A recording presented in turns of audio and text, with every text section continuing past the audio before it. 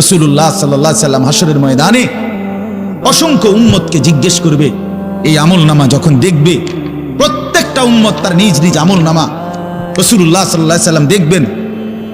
এই আমলনামা দেখে নবী জিজ্ঞেস করবে, উম্মত 23টা বছর একটানা আমি কেঁদেছি, উম্মত 23 বছর তোদের জন্য আমি কেঁদেছিলাম।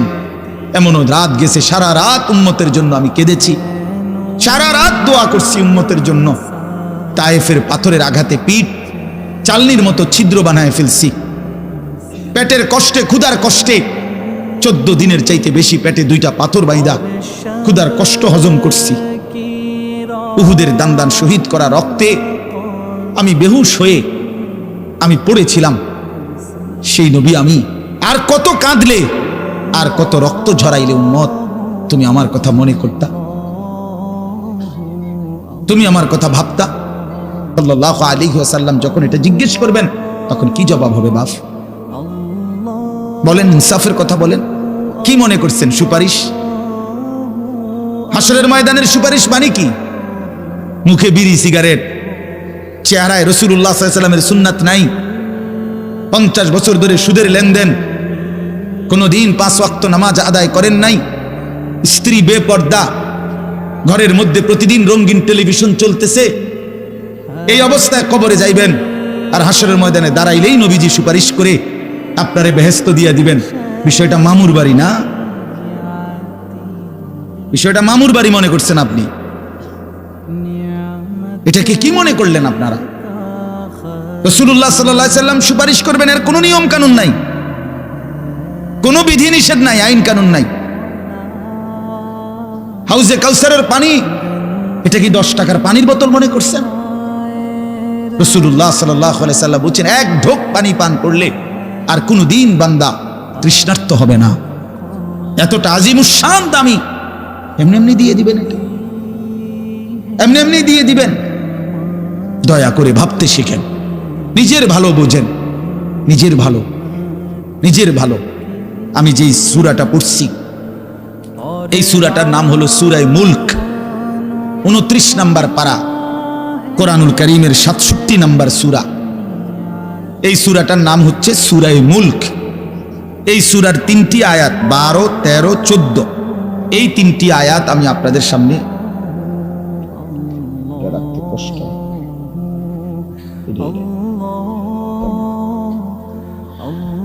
এই 3টি আয়াত আমি তেলাওয়াত করছি। এই আর অল্প একটু সময়ের মধ্যে আমি আপনাদের সামনে এই 3টা আয়াতকে সামনে রেখে কয়েকটা আর কথা বলতে চাই।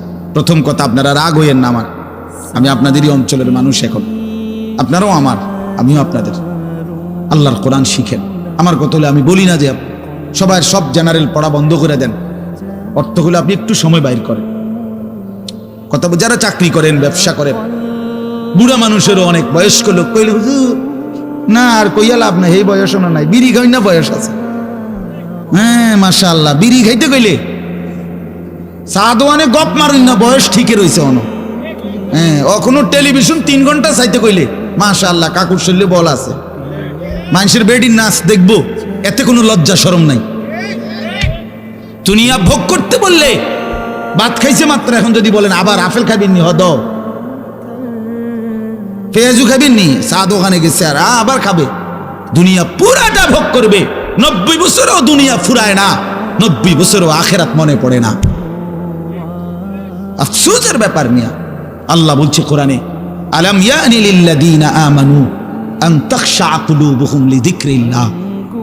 এই আমার ইমানদার বান্দা, আমায় আল্লাহর ভয়ে, আমার স্মরণের জন্য, আমার বন্দেগীর জন্য তোমার দিলটা নরম হওয়ার সময় আজও কি হয়নি বান্দা? 365 দিনে, খোদার একটা বছরে যে কোনো দিন ফজরের নামাজ পড়লা না যুবক, তোমারে যেন আল্লাহ ডেকে বলে, হায় বান্দা, তাহলে কি আর কোনো দিন নামাজ পড়বা না? 30 বছর ধরে যে কোনো দিন সুদের লেনদেন ছাড়লেন না, হারাম রোজগার করেই গেলেন, আল্লাহ তাআলা যেন ডেকে বলে, বান্দা, তাহলে এই নাফরমানি কি আর কোনোদিন ছাড়বা না বান্দা? সিদ্ধান্ত নিয়ে ফেলছো তাইলে আজীবন সুদের উপরেই থাকবা, আজীবন মিথ্যার উপরেই থাকবা, তাহলে কি বান্দা এই ফয়সালা নিয়ে ফেলছো? আজীবন কাস্টমার ঠকাইয়েই যাইবা, ওজনে কমই দিয়ে যাবা। তাহলে কি এই ফয়সালা নিয়ে নিছো তোমার বিবি আজীবন বেপরদাই থাকবে? তোমার ঘরে অহরহ প্রতিনিয়ত রঙিন টেলিভিশন চলবে নিয়মিত, এই ফয়সালা তোমার? ঠিক আছে বান্দা, কুলু ওয়া তামাত্তাউ কালিলান ইন্নাকুম মুজরিমুন। কোরআন শরীফের আয়াত। আল্লাহ বলছেন, নাফরমান বান্দা, খাও, দুনিয়া ভোগ করো কিছুক্ষণের জন্য, শুধু মনে রেখো ইন্নাকুম মুজরিমুন, তুমি কিন্তু পাপী। এই কথাটা শুধু মনে রাখো, বাকিটা পরে হলো, ভাত খাও। হ্যাঁ হ্যাঁ, কোরআন শরীফের আয়াত এটা। কুলু ওয়া তামাত্তাউ কালিলান ইন্নাকুম মুজরিমুন। আল্লাহ যেন বলে 8টার সময় যেই নাফরমান নাস্তা খাইতে বসে, আল্লাহ বলে, বান্দা খা, কোনো অসুবিধা নাই, শুধু মনে রাখিস বেঈমান ফজরের নামাজ পড়ো নাই। কথাখান শুধু মনে রাখো, পরে হইব অন খাও। রাত 10টা বাজে যেই নাফরমান ভাত খাইতে বসছে, আল্লাহ তাআলা যেন ডাক দিয়ে বলছে, বেঈমান খা, ভাত খা, খানা আমি আটকাইতাম না, শুধু মনে রাখিস এশার নামাজ পড়স নাই, ভাত খা বেঈমান। খানা আটকাবো না, খানা আমি জন্তু জানোয়াররেও খাওয়াই, তোরে খাওয়াবো না কেন? খানা আমি কুকুর বিড়ালরেও খাওয়াই, খানা আমি গরু ছাগলরেও খাওয়াই, তোরে দেব না কেন? বান্দা খা, শুধু মনে রাখবি ইন্না আ'তাদনা লিল কাফিরিনা সালাসিলা ওয়া আগলালাম ওয়া সাইরা। আল্লাহ বলে, প্রতিটা নাফরমানের জন্য আমি রেডি রাখছি আগুনের শিকল এবং আগুনের বেড়ি এবং জাহান্নামের আগুন। 1 নাম্বার 70 জিরাআন, 70 হাত লম্বা আগুনের শিকল দিয়ে জাহান্নামীকে হাসরের ময়দানে আল্লাহর ফেরেশতা বাঁধ দিবে। 1 2 নাম্বার 2টা হাত। দোস্ত দেখেন শুধু আমার দিকে, সূরা ইয়াসিনে আছে, ইন্না জাআলনা ফি আ'নাকিহিম আগলালান ফাহিয়া ইলাল আদকানি ফাহুম মুকমাহুন।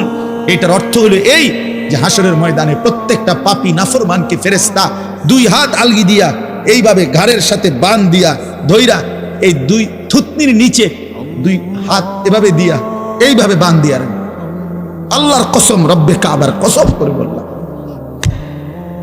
এইভাবে বাঁধ দিবে। আর কোনদিন বেঈমান চোখটাও নিচের দিকে নামাইতে পারবে না, কারণ এই থুতনি তো উঠাই দিছে উপরের দিকে, এটা দিয়ে ঠেলা দিয়া। এটা অর্থ হলো আগলালাম। এই আয়াতের, সূরা ইয়াসিনের এই আয়াতের অর্থ এটাই, ইন্না জাআলনা ফি আ'নাকিহিম আগলালান। আল্লাহ বলছে, বান্দা আমি দেখাবো। আল্লাহ ডাক দিয়ে বলে, ভাই আমারও তোমারও, জওয়ানকেও বুড়োকেও। আল্লাহ বলে, বান্দা কি মনে করছো আমি রহমান না? ঠিক আছে, তুমি কি এটা শুনো নাই আমি যে কাহ্হার? তুমি তো শুনছো আমি রাহিম, তুমি কি শুনো নাই আমি জব্বার? আমি যুনতিকাম, আমি প্রতিশোধ গ্রহণকারী, আমি সারিউল হিসাব, দ্রুত হিসাবকারী, আমি জব্বার, আমি প্রবল প্রতাপান্বিত, কাহ্হার, আমি মুতাকাব্বির, আমি বারি। তুমি জানো না? আমার একটা নাম শুনলা, আমার দয়ার নামটা শুনলা, আমি যে শাস্তি দেব সেটা শোনো নাই? কি ভাইয়া, কোরআনুল কারীমের মধ্যে জান্নাতের বর্ণনা যেমন আছে, জাহান্নামের বর্ণনা নাই? কথা বলেন না কেন? তো সেগুলো কার জন্য? সেগুলো কার জন্য? মা সালাকাকুম ফি সাকার ক্বালু লাম নাকু মিনাল মুসাল্লিন। একবারে সোজা বাংলা দেখেন, জাহান্নামী জাহান্নামে চিৎকার করবে, জাহান্নামের ফেরেশতা ডাক দিয়ে বলবে, বেঈমান জাহান্নামে কেন আসলি? ক্বালু লাম নাকু মিনাল মুসাল্লিন।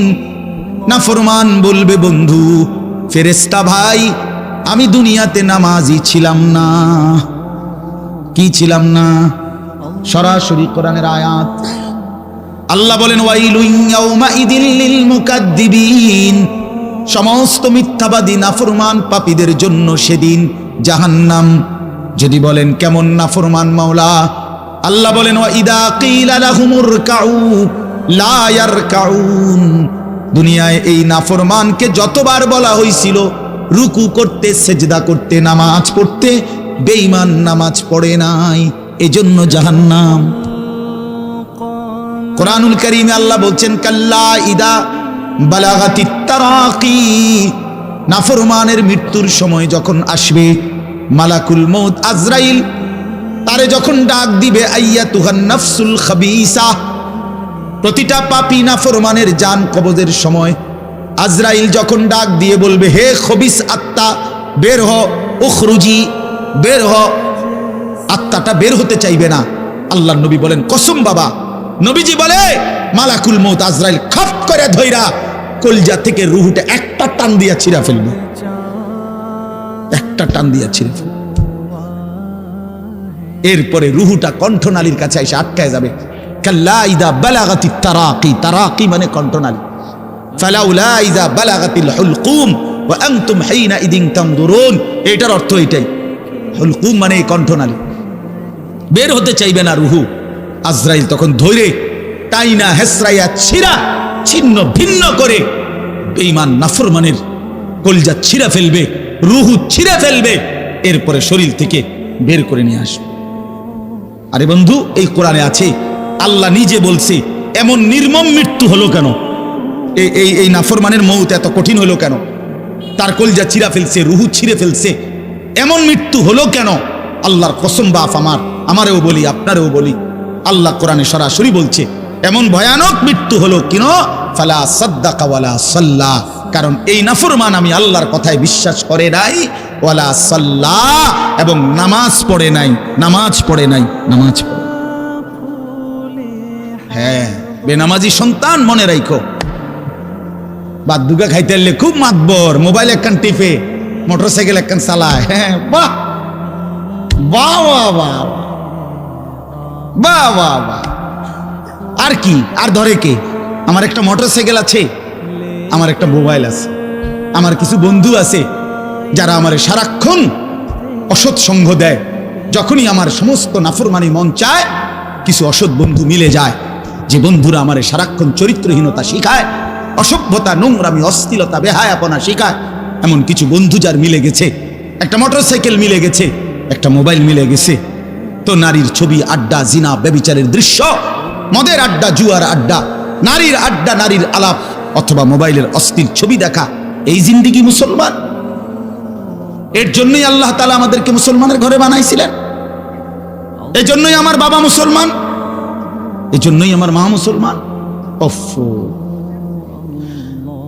আল্লাহ আপনি মাফ করে দেন, ইনসাফের সাথে ভাইবেন। অনেক নওজোয়ান ভাই, সবাইরে অনুরোধ করলাম, দোস্ত আমার, ইনসাফের সাথে ভাইবেন, নিজেরে নষ্ট করেন না। ছেলেরা আমার, ভাইয়া নিজেরে নষ্ট করো না ভাই, নওজোয়ান ভাই নিজেরে নষ্ট করো না। শেষ পর্যন্ত কেউ নাই, শেষ পর্যন্ত একদিন, দিন শেষে, রাত শেষে দেখবেন আমার সাথে কেউ নাই, আমি একাই, আমি একাই। একদিন কবর আমার সব সম্পর্ক ছিন্ন করে দিবে, একদিন মৃত্যু আমাকে সব ভুলায় দিবে, সব ভুলায় দিবে। তো এই সূরাটার নাম হলো সূরা মুলক। এটা কোরআন শরীফের অত্যন্ত ফজিলতপূর্ণ একটা সূরা, মাত্র 30টা আয়াত এই সূরার মধ্যে। আল্লাহ নবী সাল্লাল্লাহু আলাইহি ওয়াসাল্লাম বলছেন, এই সূরাটি যে নিয়মিত তেলাওয়াত করবে, আল্লাহ নবী বলেন, তুনজিহি মিন আযাবিল কবর, এই সূরা মুলক তাকে কবরের আযাব থেকে রক্ষা করবে। এটাই সূরার ফজিলত। এজন্য আলহামদুলিল্লাহ উলামায়ে কেরাম, আমাদের মাদ্রাসাগুলোর তালিবে ইলম এবং আল্লাহওয়ালা বুজুর্গানে দ্বীন সব সময় রাত্রিবেলা ঘুমের আগে আগেই এই সূরা মুলক তেলাওয়াত করে। 4-5 মিনিট সময় লাগে, কিন্তু এই সূরার বড় ফজিলত হলো, আল্লাহ নবী সাল্লাল্লাহু আলাইহি সাল্লাম বলেন, এই সূরা কবরের আযাব থেকে রক্ষা করবে, কবরের আযাব থেকে রক্ষা করবে। আমার ভাই, আমার বন্ধু, রাসূলুল্লাহ সাল্লাল্লাহু আলাইহি সাল্লামের অগণিত হাদিস এই কথার প্রমাণ করে যে কবরে আযাব হবে। হাসরের আযাব তো আছেই, জাহান্নামের আযাব তো আছেই, কবরেও আযাব হবে।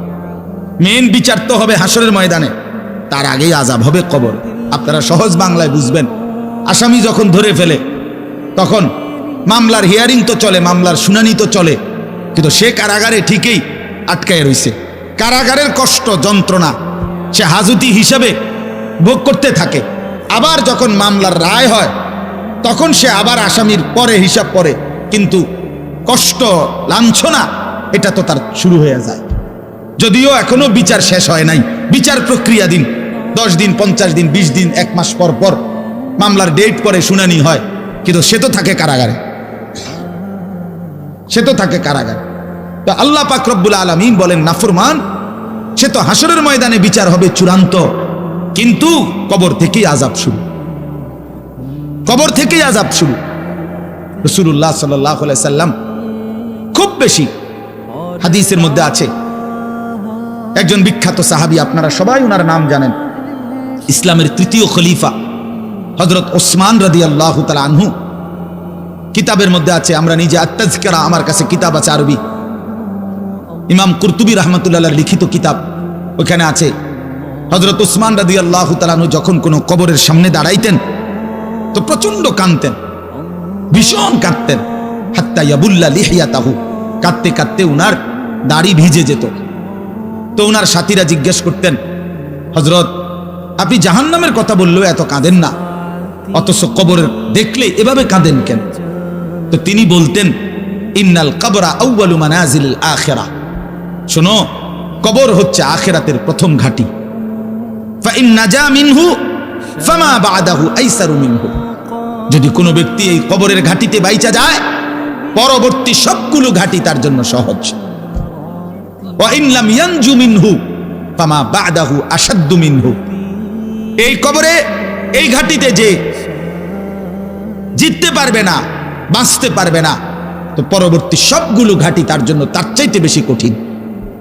এই কথার কারণে আমি ভয় পাই, কবর দেখলে আমার মনে পড়ে, হায় আমি এই কবরের আযাব থেকে বাঁচবো কিনা, এই ভয়ে আমার কাঁদতে থাকি। তো এরপরে তিনি বলছেন, হযরত উসমান রাদিয়াল্লাহু তাআলা আনহু বর্ণনা করেন যে আল্লাহর নবী সাল্লাল্লাহু আলাইহি সাল্লাম বলছেন, আমার ভাই খেয়াল করে শুনেন, নবীজি নিজে বলছেন, আল্লাহ রাসূল সাল্লাল্লাহু আলাইহি সাল্লাম জীবনে কোনোদিন একটা শব্দ বানায়া বলছেন? কথা বলেন। অতিরিক্ত বলছেন, বেশতি বলছেন, শুধু ভয় দেখানোর জন্য বলছেন না, তামাশা করে বলছেন? এটা আপনাদের ইয়াকিন তো? কথা বলেন না। আল্লাহ নবী সাল্লাল্লাহু আলাইহি সাল্লাম বলেন, মা রাআইতু মানজারান কাত্তু ইল্লা ওয়াল কবরু আফজাউ মিনহু। রাসূলুল্লাহ বলেন, হযরত উসমান বর্ণনা করেন যে আমি নবীজির জবানে শুনছি, নবীজি বলছেন, হে আমার উম্মত, আল্লাহর কসম উম্মত, কবরের চাইতে অধিক ভয়ানক কোন আযাবের দৃশ্য আমি রাসূল মুহাম্মদ দেখি নাই, আমি দেখি। রাসূলুল্লাহ সাল্লাল্লাহু আলাইহি সাল্লাম বলছেন, প্রিয় ভাই আমার, আল্লাহ নবী সাল্লাল্লাহু আলাইহি সাল্লামের সরাসরি হাদিস, যে ব্যক্তি কবরের তিনটা প্রশ্নের জবাব দিতে পারবে না, রাসূলুল্লাহ সাল্লাল্লাহু আলাইহি সাল্লাম বলেন, আল্লাহ তাআলার পক্ষ থেকে তখন ফেরেশতাদের কাছে ঘোষণা আসবে, আফরিশুহু মিনান নার ওয়ালবাসুহু মিনান নার ওয়াফতাহু লাহু বাবান ইলান নার। আমার এই নাফরমান বান্দার কবরে জাহান্নামের বিছানা বিছিয়ে দাও, জাহান্নামের পোশাক পরিয়ে দাও, আর জাহান্নাম বরাবর তার জন্য কবর থেকে দরজা খুলে দাও। ফেরেশতারা যখন এই কার্যক্রমটা শেষ করবে, প্রথম জাহান্নামের বিছানা বিছায় দিছে, পোশাক পরায় দিছে, জাহান্নাম বরাবর দরজা খুলে দিছে, আল্লাহ নবী সাল্লাল্লাহু আলাইহি ওয়াসাল্লাম বলেন, একজন ফেরেশতা এসে তখন ফায়ুদরাবু লাহু বিমিতরাকাতিন মিন হাদিদিন, নবীজি সাল্লাল্লাহু আলাইহি সাল্লাম বলেন, তখন একটা লোহার হাতুড়ি, লোহার গুর্জ, লোহার হাতুড়ি দিয়ে একজন ফেরেশতা তাকে একটা আঘাত করবে। কি আঘাত? কোথায় আঘাত করবে? সরাসরি হাদিসের শব্দ, বরবাতান বাইনা উযুনাইহি, তার দুই কান বরাবর একটা আঘাত করবে।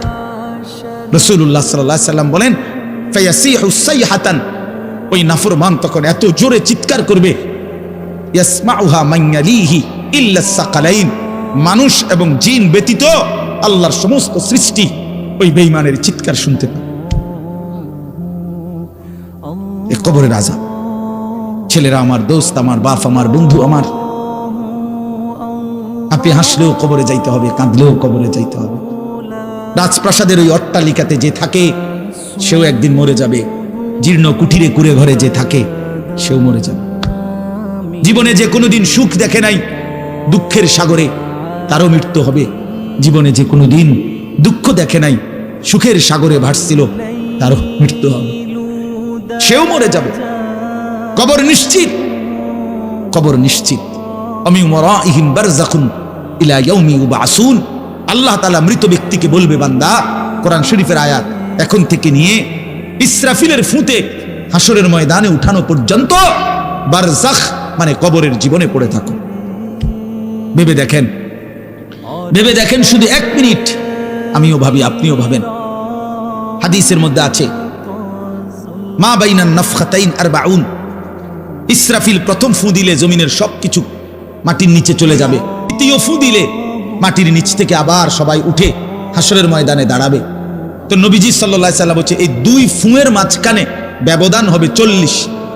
তো মুহাদ্দিসিনে কেরাম, ওলামায়ে কেরাম বলেন কেউ কেউ এই দুই ফুঁয়ের মাঝখানে ব্যবধান হতে পারে 40,000 বছর। তাহলে ধরে নেন সর্বশেষ যেই লোকটা কবরে গেছে, যদি তার কবরে আযাব হয় তাহলে তার কবরের আযাব ভোগ করতে হবে 40,000 বছর। এবার বলেন তো এখন যারা মরতেছে, এবার বলেন তো রাসূলুল্লাহ সাল্লাল্লাহু আলাইহি সাল্লামের জমানায় যারা মারা গেছে, এবার আরো পিছনে যান ইব্রাহিম আলাইহিস সালামের জমানায় যারা মারা গেছে, এবার আরো পিছনে যান নূহ আলাইহিস সালামের জমানায় যেই অবিশ্বাসী বেঈমানগুলো মারা গেছে, তারা আজকে কত বছর যাবত কবরে আযাব ভোগ করতেছে। বুঝছেন আমার কথাটা? হ্যাঁ, কোরআন শরীফে আছে ওমান আ'রাযা আন যিকরি ফাইন্না লাহু মাঈশাতান দানকা ওয়া নাহশুরুহু ইয়াওমাল কিয়ামাতি আ'মা। আল্লাহ বলেন আমার স্মরণ থেকে যে মুখ ফিরায় নিল, আমার বন্দিগি, আমার ইবাদত, আমার হুকুম পালন, আমি তার জীবন করে দেব সংকীর্ণ এবং তার হাসরের ময়দানে উঠাবো অন্ধ। এই জীবন সংকীর্ণ করার একাধিক তাফসির, এর মধ্যে একটা তাফসির হলো এইটা যে আল্লাহ জীবন সংকীর্ণ করে দিবে, মানে তার কবরের মধ্যে তার কবরটাকে একেবারে সংকীর্ণ করে দিবে। আল্লাহ রসুল বলছে নাফরমানের কবর রাইখা যখন ফেরেশতা চলে যাবে, কবর ডান পাশের মাটি তারে একটা চাপ দিবে বাম দিকে, বাম দিকের মাটি এক ডান দিকে। আল্লাহর কসম ডান পাশের হাড্ডি পাঁজর ভাঙ্গা ডান দিকে বাম দিকে চলে যাবে, বাম দিকের হাড্ডি পাঁজর ভাঙ্গা। রাসূলুল্লাহ সাল্লাল্লাহু আলাইহি ওয়াসাল্লাম বলছে বন্ধু দেখেন হাত্তা তাখতালিফা আদলাউহু, এই দুই আঙ্গুল যেভাবে একটার ভিতরে ঢুকে গেছে, খোদার কসম ডান পাশের হাড্ডি পাঁজর বাম পাশের হাড্ডি পাঁজর এইভাবে একটার ভিতরে ঢুকে যায়। এটার অর্থ এটা। হ্যাঁ, রাসূলুল্লাহ সাল্লাল্লাহু আলাইহি সাল্লাম একদিন হযরত বারা ইবনে আযিব রাদিয়াল্লাহু তাআলা আনহু থেকে বর্ণিত, নবীজি একদিন এক সাহাবীর জানাজা পড়তে গেছেন। জানাজা পড়তে গিয়ে খালি কবরের সামনে কিছুক্ষণ দাঁড়াইছেন, তখনও উনারে কবরে রাখে নাই, জানাজাও পড়ায় নাই। নবীজি আগে গিয়া কবরটার সামনে দাঁড়াইছে। হযরত বারা ইবনে আযিব বলেন আমরা নবীজির সাথে ছিলাম। আল্লাহ নবী সাল্লাল্লাহু আলাইহি সাল্লাম কবরের খালি এই কবর দেখা অঝরে কাঁদতে শুরু করছে। আমরা সবাই সাহাবীরা নবীজির সাথে কাঁদতে শুরু করলাম। অনেকক্ষণ কাইদা নবীজি চোখের পানি মুইছা আজীব কথা বলছে নবী। রাসূলুল্লাহ সাল্লাল্লাহু আলাইহি সাল্লাম সাহাবীদেরকে লক্ষ্য করে বলছে ইয়া ইখওয়ানি লিমিসলি হাদা ফাআইদু, আমার বন্ধুরা, আমার সাথীরা, এই কবরে যাওয়ার জন্য তোমরাও রেডি হও। ফাআইদু, তোমরাও প্রস্তুতি নাও, অচিরেই তুমি আমি সবাই এই কবরেই পৌঁছে যাইতে হবে। রাসূলুল্লাহ সাল্লাল্লাহু আলাইহি সাল্লাম বলছে প্রিয় বন্ধু আমার, জওয়ান সাথী আমার, সামান্য এই কয়েকটি জওয়ানি নষ্ট না করা, নষ্ট না করা, কোনোভাবেই নষ্ট না করা। তো এই জন্য বললাম এই সূরা মুলক এটা আল্লাহ তাআলা অত্যন্ত ফজিলতপূর্ণ একটি সূরা। রাসূলুল্লাহ সাল্লাল্লাহু আলাইহি সাল্লাম বলছেন এটা কবরের আযাব থেকে রক্ষা করবে। এই সূরা নিয়মিত তাফসীরের মধ্যে আমি নিজে পড়ছি, তাফসীরে কুরতুবীতে আছে। আল্লাহ নবী সাল্লাল্লাহু আলাইহি সাল্লাম বলেন লাওয়াদিত্তু, নবীজি বলেন আমার দিলের আশা, আমার দিলের তামান্না, আমার উম্মতের প্রতিটা মুমিন তার কলিজার ভিতরে, তার জবানে এই সূরা মুলক থাকুক, সূরা মুলক থাকুক। অর্থাৎ রাসূলুল্লাহ সাল্লাল্লাহু আলাইহি সাল্লাম বলতেন আমার প্রতিটা মুমিন বান্দা উম্মত যেন এই সূরা মুলক তেলাওয়াত করে, যেন কবরের আযাব থেকে রক্ষা পায়। নবীজি 5 ওয়াক্ত নামাজের পরে, আল্লাহর কসম ভাই এখানে অনেক ওলামায়ে কেরাম আছে, আপনি জিজ্ঞাসা করুন, নবীজি 5 ওয়াক্ত নামাজের পরে, সরদারে দু আলম নবীর তো কোনো গুনাহ নাই, তিনি নিষ্পাপ, তিনি তো জান্নাত উদ্বোধন করবেন। আনা আউয়ালু মান ইয়াকরাউ বাবাল জান্নাহ, নবী বলছে আমি সেই মুহাম্মদ যে প্রথম জান্নাতের দরজা আমি নাড়বো, জান্নাতের কড়া নাড়বো আমি মুহাম্মদ। ভিতর থেকে ফেরেশতা বলবে আপনি কে? আমি বলবো মুহাম্মদ। ফেরেশতা বলবে আনতাজিরুলাক, আমি তো আপনার অপেক্ষাই করছিলাম, আপনি আসবেন বলেই তো অপেক্ষায় ছিলাম, আপনি উদ্বোধন করে দিলেই তো বাকিরা ঢুকবে। তো তো সেই নবী যিনি জান্নাত উদ্বোধন করবেন, তিনি 5 ওয়াক্ত নামাজের পরে ভাইয়া প্রতিদিন তিনি যেই কথাটা দোয়া করতেন, এর মধ্যে একটা দোয়া এটা, আল্লাহুম্মা ইন্নী আউযু বিকা মিন আযাবিল কবর ওয়া মিন ফিতনাতিল কবর ওয়া মিন ফিতনাতিল মাসীহিদ দাজ্জাল ওয়া মিন ফিতনাতিল মাহইয়া ওয়াল মামাত। আল্লাহ, আমি কবরের আযাব থেকে পানাহ চাই। নবীজি নিজে বলতেন। প্রিয় ভাই, বাবা আমার, চলেন সবাই নিয়ত করি, নিজেকে গুনাহ থেকে বাঁচানো দরকার, নিজের আল্লাহর নাফরমানি থেকে বাঁচানো দরকার। আল্লাহ তাআলা বলেন, ইন্নাল্লাযীনা ইয়াখশাউনা রাব্বাহুম বিল গায়ব, আমি আল্লাহকে না দেখে, আমার কথাগুলো আখিরাত সম্পর্কিত, এগুলোকে না দেখে যারা আমি আল্লাহকে ভয় করে, আখিরাতকে ভয় করে, জাহান্নামকে ভয় করে, কবরকে ভয় করে, আল্লাহ বলেন, তাফসীরের মধ্যে লিখছে, ভয় করে মানে হলো গুনাহ বর্জন করে। কোন ব্যক্তি আল্লাহকে ভয় করে, খোদার কসম, এই কথার অর্থ হলো গুনাহ ছেড়ে দেয়। যে গুনাহ ছেড়ে দেয় সে আল্লাহকে ভয় করে, যে আল্লাহকে ভয় করে সে গুনাহ ছেড়ে দেয়। কোন নাফরমান আল্লাহকে ভয় করে না, আল্লাহকে ভয় করলে গুনাহ করতে পারে না। বুঝেন নাই বাংলা কথাটা? এটা কাগজের এই পিঠ ও পিঠ, কাগজের এই পিঠ ওই পিঠ। এই পিঠে যদি লেখা আছে আল্লাহর ভয়, তো ওই পিঠে লেখা থাকবে গুনাহ বর্জন। যে গুনাহ ছেড়ে দেয় সে অটোমেটিকলি আল্লাহকে ভয় করে, যে আল্লাহকে ভয় করে সে গুনাহ বর্জন করে। এজন্য তাকওয়ার অর্থ আল্লাহর ভয়, এটার প্রথম অর্থ হইল গুনাহ বর্জন। মান খাশিয়ার রহমান, আল্লাহকে ভয়, এটার প্রথম অর্থ গুনাহ বর্জন। আমার শায়েখ আল্লামা মুফতি মুশতাকুর নবী সাহেব সব সময় চিল্লায় মাহফিলে, অনেক সময় হাজারি করে বলে যে বাপ, গুনাহ আগুন, গুনাহ আগুন, গুনাহ আগুন। প্রতিটা গুনার পিঠে ওই পিঠে আগুন আছে। নারীর প্রতিটা বেপর্দা দৃশ্যের মধ্যে খোদার কসম আগুন জ্বলে। ওই সিনেমার নর্তকীর শরীরে আগুন জ্বলে, ওই নায়িকার শরীরে আগুন জ্বলে, মোবাইলের ওই অস্থির ছবির মধ্যে আগুন জ্বলে, মদের আড্ডায় আগুন জ্বলে, জুয়ার আড্ডায় আগুন জ্বলে, সুদের টাকায় আগুন জ্বলে, ঘুষের টাকায় আগুন জ্বলে, বেপর্দা নারীর শরীরে আগুন জ্বলে। ওইটা রূপ না, ওইটা আগুন, ওইটা জাহান্নাম, ওইটা জাহান্নাম। আল্লাহ তাআলা বলেন, ইন্নাল্লাযীনা ইয়াখশাউনা রাব্বাহুম বিল গায়ব, আল্লাহ তাআলা বলেন, আমার যে বান্দারা আমার আখিরাত, আমার জাহান্নাম, আমার পরকাল, আমার কবর, এই কথাগুলোকে ভয় করে, আমি আল্লাহকে ভয় করে, না দেখে আল্লাহ বলেন, আমি ওয়াদা দিলাম, লাহুম মাগফিরাতুন ওয়া আজরুন কাবীর, আমি তাদের পেছনের সব গুনাহ মাফ করে দেব, আর আমার সবচেয়ে বড় পুরস্কার জান্নাত দিয়ে দেব। এরপরে আল্লাহ বলেন, ওয়া আসিররু কাওলাকুম আবিজহারু বিহি ইন্নাহু আলিমুম বিযাতিস সুদূর। মানুষের তিনটা অবস্থা কথার ক্ষেত্রে, মানুষ তার অভিব্যক্তির ক্ষেত্রে তিনটা অবস্থা হয়। মানুষ কখনো জোরে কথা বলে, মানুষ কখনো আস্তে কথা বলে গোপনে, আর কখনো মানুষ অন্তরে জল্পনা কল্পনা করে, ঠিক না? এই তিনটাই অবস্থা। তো আল্লাহ তাআলা বলেন, এনে একটা ছোট্ট তাফসীরের মধ্যে আছে, মক্কার কুরাইশরা, কাফেররা নবীজির বিরুদ্ধে দিবানিশি ষড়যন্ত্র করত, বুঝছেন? তো ষড়যন্ত্র করতে বইলে মাঝে মধ্যে এই বেকুবরা বইলে কইতো, আস্তে কো বেটা, আসিররু, আস্তে কথা বলো, কাই লা ইয়াসমা রাব্বা মুহাম্মদের খোদা যেন শুনতে না পায়।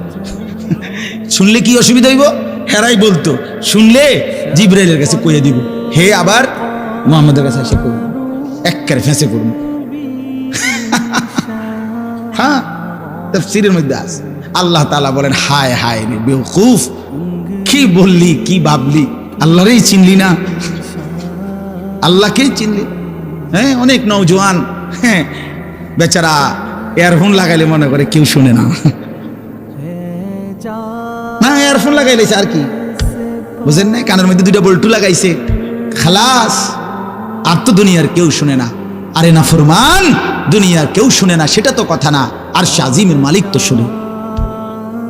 ওয়া আসিররু কাওলাকুম আবিজহারু বিহি, রব্বুল আলামিন বলেন, তোমরা যদি আস্তে কথা বলো, আবিজহারু বিহি, যদি জোরেও কথা বলো, ইন্নাহু আলিমুম বিযাতিস সুদূর, আল্লাহ বলে শুধু এই দুইটা না বান্দা, আস্তে বলো, জোরে বলো, অথবা অন্তরের ভিতরে যা লুকায়িত করো, আমি আল্লাহ সবটাই পুরাপুরি জানি। এরপরে শেষ অসাধারণ একটা যুক্তি আল্লাহ দেখাইছে, এই শেষ কথা আমার, আলা ইয়ালামু মান খালাক। আজীব কথা। আল্লাহ বলে, আচ্ছা বান্দা, তোমার আমি একটা কথা জিজ্ঞাই, তুমি আমার কথাটার উত্তর দাও। এর কথা কি তুমি বুঝো না যে আলা ইয়ালামু মান খালাকা, যে সৃষ্টি করলো, যে বানাইলো, তিনি জানবে না, তিনি বুঝবে না, তিনি শুনবে না, এটা তুমি কেমনে ভাবলা? তুমি কও, তোমার বিবেকে কি কর? এতটি ভাত খাইয়া বুঝিয়ে কথাটা বুঝলা না? এতদিন দুনিয়ার থেকে বুঝিয়ে কথাটা বুঝলা না? আলা ইয়ালামু মান খালাক, এই তৃতীয় আয়াত। আল্লাহ বলেন, যিনি সৃষ্টি করলেন তিনি জানবে না? যে কোম্পানি এটা বানাইছে সে জানে না এখান দিয়ে কথা বলে না, এখান দিয়ে কথা বলে? কথা বলেন না কেন? তো যিনি সৃষ্টি করলেন আল্লাহ, আমরা কি করছি না করছি তিনি আমাদের কথা জানবেন না? কথা বলেন না, বলেন না, শুনেন তিনি? আল্লাহ শুনেন কিনা, দেখেন কিনা, জানেন কিনা? ওহুয়াল লতীফুল খবীর। আল্লাহ বলেন, তিনি সূক্ষ্ম থেকে সূক্ষ্ম, বিন্দু থেকে বিন্দু সেটাও জানেন। খবীর, পুরা সৃষ্টির খবর একসাথে তিনি পূর্ণ রাখেন, পূর্ণ রাখেন। এজন্য দোস্ত আমার, রাত 2টা বাজে, নওজোয়ান মনে করছে চারিদিকে কেউ জেগে নাই, সবাই ঘুমায় গেছে, এজন্য সে মোবাইলের উলঙ্গ ছবি দেখছে। আল্লাহ ডাক দিয়া বলে, আনিস আমি আছি। মালিক ডাক দিয়া বলে, আলাম ইয়ালাম বিআন্নাল্লাহা ইয়ারা। তুমি কি এই ভেবেছো তুমি জানো না বান্দা, আমি যে সারাক্ষণ তোমাকে দেখি। আল্লাহ তাআলা রাতেও দেখে, দিনেও দেখে, একাকীও দেখে, প্রকাশ্যও দেখে, অন্ধকারেও দেখে, আলোতেও দেখে। 7 আসমানের উপরে কোনো ফেরেশতা হাঁটলেও মালিক দেখে, 7 তবক জমিনের নিচে কোনো পিঁপড়া হাঁটলেও মালিক দেখে। আটলান্টিক মহাসাগরের যে প্রাণী গভীর তলদেশে, আল্লাহ তাকেও দেখে।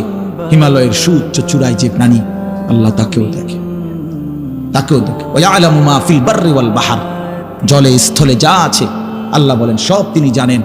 ওমা তাসকুতু মিন ওয়ারাকাতিন ইল্লা ইয়ালামুহা, একটা গাছের পাতাও যদি পড়ে আল্লাহ বলেন আমি তাও জানি। ওয়ালা হাববাতিন ফি যুলুমাতিল আরদ, মাটির তলদেশে যেই চারা দানা বীজ তোমরা রোপণ করছো, বপন করছো, আল্লাহ বলে কোন দানা কোন চারা আমি তাও জানি। ওয়ালা রাতবিন ওয়ালা ইয়াবিসিন, শুকনায় কি আছে ভিজাতে কি আছে আমি সব জানি। ইল্লা ফি কিতাবিম মুবিন, ওহ মালিক বলে শুধু জানি না রে বান্দা, বরং আমি সব কিছু আমার তাকদীরে লৌহে মাহফুজের মধ্যে স্পষ্ট করে লিখে রাখছি, লিখে রাখছি, লিখে রেখেছি। অতএব বাপ আমার, বন্ধু আমার, দয়া করে মেহেরবানি করে এই মাহফিলগুলো আসলে আপনাদের কাছে কোনো 23 বছরের পুরা ইসলাম বুঝানো, একদিনে 1 ঘন্টা, এটা না। অর্থ হলো বিবেকটা জাগানো, অনুভূতিটা একটু জাগানো, ঠিক না? একটু যেন মানসিকতাটা বাড়ে, একটু মানসিকতাটা যেন পারে। দুনিয়া ভুলেন, আখেরাত ফিকির করে, আখেরাতের ফিকির করে, আখেরাতের ফিকির করে। যুবক ভাই নিজের ক্ষতি করেন না, নওজোয়ান ভাই নিজের ক্ষতি করেন। আল্লাহর ওয়াস্তে ভাইয়া, চরিত্রহীনতার এই জিন্দেগি সুখ দেয় না। কোনো পাপী সুখে নাই, কোনো হারামখোর, কোনো মদখোর, কোনো গাঁজাখোর, ফুট্টাখোর, বাবাখোর, ডাইলখোর, ইয়াবাখোর, একটা নাফরমান সুখে নাই, সুখে নাই। কোনো বেপরদা নারী সুখে নাই।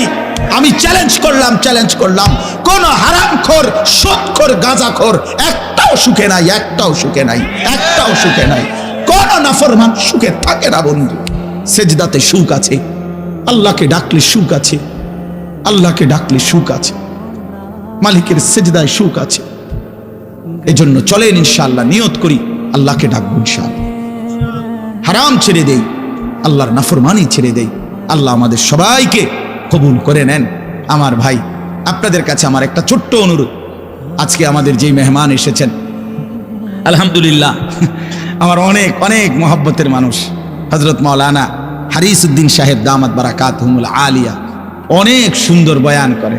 আমি তো কতক্ষণ দমকাইয়া এক কিনার করে লাইছি, আমনে মনে হচ্ছে একটা কাজ্জা লাগছে, বুঝছেন না? একটা ঝগড়া লাগছে, যে এরুম হয়েছে। এইটা তো কোনো ওয়াজ না, এটা কোনো ওয়াজের জাতো না, কিন্তু ওয়াজ শুনবেন এখন ইনশাআল্লাহ।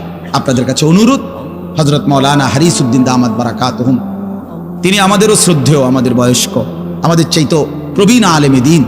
আজকে বহুদিন যাবত আল্লাহর কথা চারদিকে বলে বেড়াচ্ছেন। আলহামদুলিল্লাহ মাওলানা সাহেব হযরত এখানে এসেছেন।